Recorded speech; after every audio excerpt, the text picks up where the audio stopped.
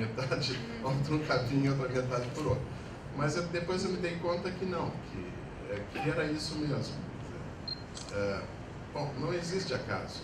Por acaso estava no bar da faculdade e encontrei minha futura esposa. Bom, mas o que ela estava fazendo no bar da faculdade? Eu não estava na favela, ela também não. Então, assim, lógico que existem acasos, mas o acaso é construído.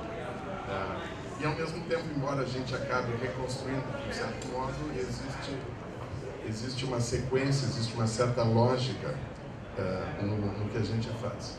O que eu acho que fica claro para mim é que a gente não faz nada sozinho.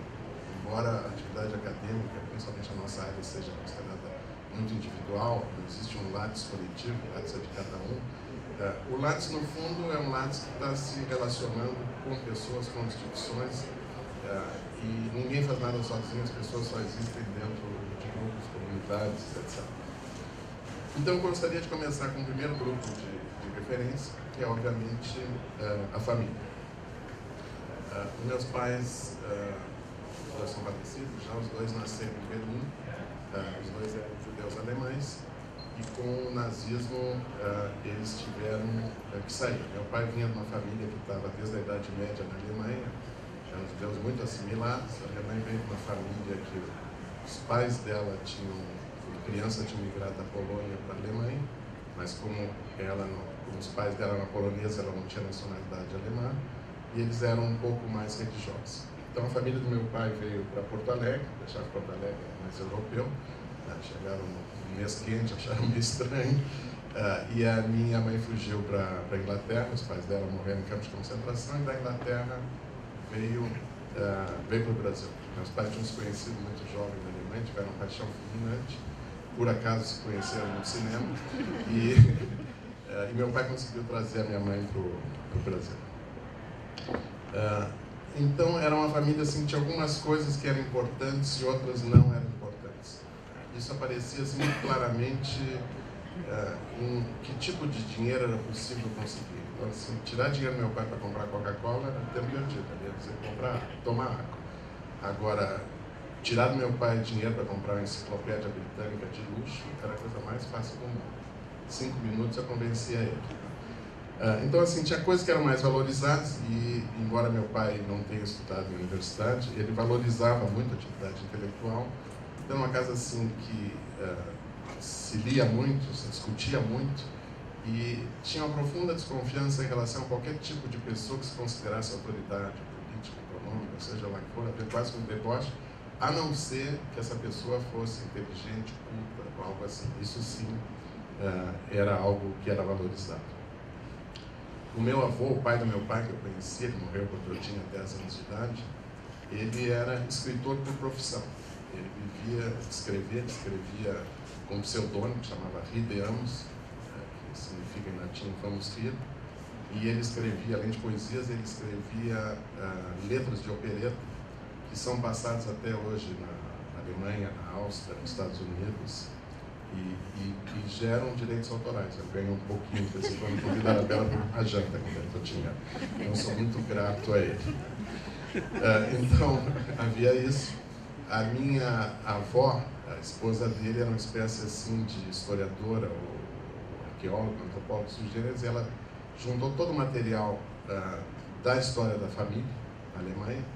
E meu pai, depois que parou de trabalhar, ele escreveu um livro, ficou anos, comprou um computador, ficou anos escreveu um livro em inglês chamado My Family History, que no fundo é uma história da Europa do século XIX, no século XX, a guerra, etc. Então ele fez isso autodidata. Tinha algumas outras coisas em casa. No fundo, o meu pai trabalhava, eu nunca sabia, ele trabalhava tinha uma empresa de importação de peças de automóvel. Ele trabalhava em casa, porque ele, no fundo, trabalhava para viajar. Eles gostavam de viajar, eles viajavam, às vezes, 4 meses, deixavam 6 filhos, enfim, tinha algum esquema, um cuidava do outro. Então, a ideia é sempre assim que viajar é importante, também tirar dinheiro para viagem, meu pai também era barbado. Eles viajavam e meu pai, eu nunca ficou claro para mim se ele trabalhava ouvindo música ou se ele ouvia música trabalhando. Mas ele sempre estava ouvindo música e ele gostava de jazz e particularmente de blues, blues antigos. Para horror da minha mãe. Detestava aquilo, não gostava. E gostava de música clássica, porque a mãe dela tocava piano. Então ela ouvia isso e havia uma espécie de disputa musical em casa. Assim. Mãe puxando para um lado, pai puxando para o outro. E havia quase que um aparelho de som em cada peça da casa, inclusive nos banheiros. Meu pai era importador, então importava tudo que tinha, ele importava. E eu me lembro, assim, isso vai ser importante para eu falar depois, que tinha, algumas vezes, eles botavam aqueles discos antigos, músicas antigas, Lupicínio Rodrigo, Noel Rosa, aí os dois gostavam, era Maria do Integral do Brasil, e eles dançavam junto. Então, assim, psicanaliticamente, juntar pai e mãe era a música popular brasileira. Estou fazendo uma autopsicanálise, mas é tão óbvio que só pode ter sido isso. Mas isso é uma coisa que ficou lá. Ao mesmo tempo, assim, os judeus alemães não se misturam normalmente com os outros judeus. Então, assim, eles geralmente não moram no mesmo bairro, não moravam no Bonfim. Então, eu não morava no Bonfim, eu morava num bairro chamado Auxiliadora, que naquela época era misto. Tinha desde a casa dos meus pais, que era uma casa boa, até cortiços.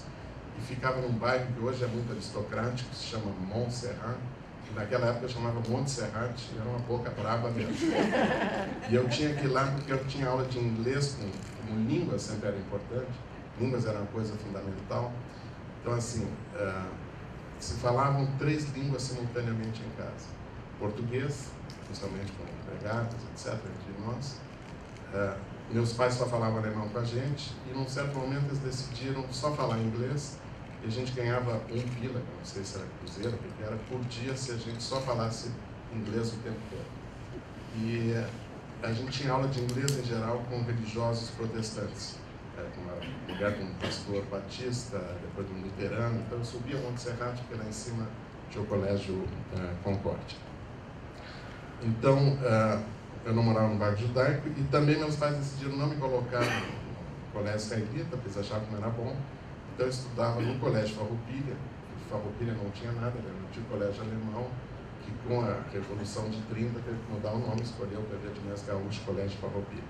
Que era um colégio que tinha disciplina, tinha caligrafia, minha letra é péssima, como uma reação a isso. Né? E eu fui até uma certa idade, 11, 12 anos, eu me rebelei. Aí eu disse que eu queria entrar no Colégio Israelita, estudei 2 ou 3 anos de lá, e depois eu resolvi ir para o Júlio de Castilho, que é a maior escola pública de Porto Alegre, onde eu aprendi principalmente a sobreviver na vida, como lidar com o cara que roubava minha merenda, politização, mas foi uma grande aprendizagem.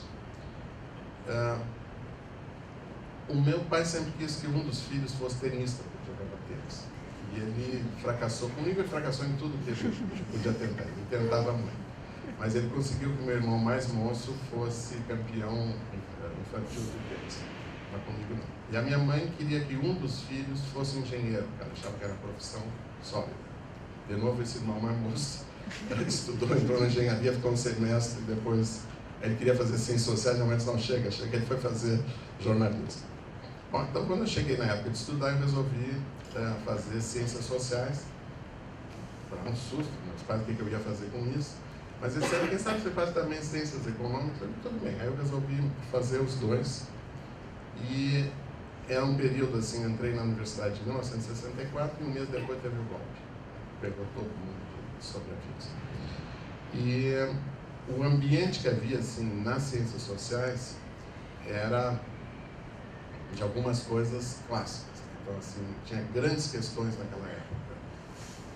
O subdesenvolvimento, desenvolvimento e subdesenvolvimento, a dependência mais tarde, os partidos políticos, o Estado, a luta de classe.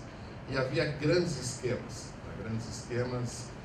Qualquer aluno de ciências sociais, no final do primeiro semestre, ele tinha que explicar a estrutura social do Brasil, os malvados latifundiários, os empresários se dividiam entre nacionalistas e entreguistas, o operariado que tinha consciência, os que não tinham consciência.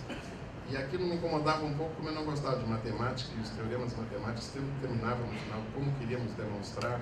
Eu não entendia como é que chegava lá, eu tinha que colocar como queríamos demonstrar. Então eu li muito sobre isso, mas no fundo o que eu mais gostava era a parte de cultura. E eu acho que era o que eu mais gostava porque eu vivia no fundo entre, não sei se culturas diferentes, mas coisas diferentes. Então assim, tinha uma influência europeia muito forte, dos meus pais, dos amigos deles. Tinha um lado judaico importante, meus pais não eram religiosos, mas eles enfatizavam a tradição, tudo, então isso também era uma matriz muito importante. Ao mesmo tempo eu me sentia brasileiro, mas eu sabia que eu tinha diferenças em relação às outras pessoas do bairro. Eu me lembro assim que vinha Natal, a gente não comemorava Natal, mas comemorava Hanukkah, e começa sempre os feriados judaicos, começa com a primeira estrela, então todos os amigos ficam lá, olha Rubens, surgiu a primeira estrela, agora tem o Natal, não vai nada. Então eu tinha consciência disso. E o que também me fez, de alguma maneira, assim, ficar sempre muito antenado em várias coisas. Até hoje, às vezes, eu vou com amigos num bar, quando é um grupo grande, eu estou conversando com um grupo, mas eu estou atento no outro, digo, será que também não é interessante? Aí eu me levanto, vou para outro grupo, uma certa inquietude. Ragados que eu tenho bicho carpinteiro, pode ser. Bom, o que eu de fato gostava quando comecei a estudar era que vagamente poderia ser chamado cultura. E isso naquela época não valia nada, porque cultura te colocava imediatamente num campo conservador. Cultura significava explicações culturalistas do subdesenvolvimento, significava teoria da modernização, que procurava explicar o atraso em função de traços culturais. Então não tinha prestígio, não tinha menor prestígio. E antropologia também, pelo menos no sul, era ou arqueologia, que era forte lá, ou era índios. E índios naquela época era subsumido em camponês. O índio era um camponês que não sabia que era camponês, mas que deveria se comportar como um tal. Mas era disso que eu gostava. E além do que, eu era fascinado por cidades. Porque eu sempre gostei do cheiro de gasolina, do asfalto, muito mais que a natureza. E eu sempre fui fascinado com essa forma urbana, cidade, de diferentes grupos convivem, e era isso que realmente me interessava.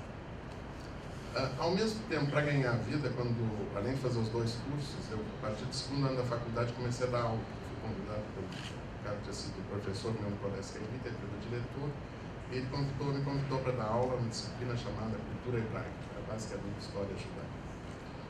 E eu nunca esperava ser professor, mas eu me dei conta que eu gostava. Assim, o contato com os alunos era desafiante, eu tinha que ler coisas, e isso realmente era uma coisa que eu fui me dando conta que me gratificava, e eu achava que eu sabia fazer. Mas eu estava.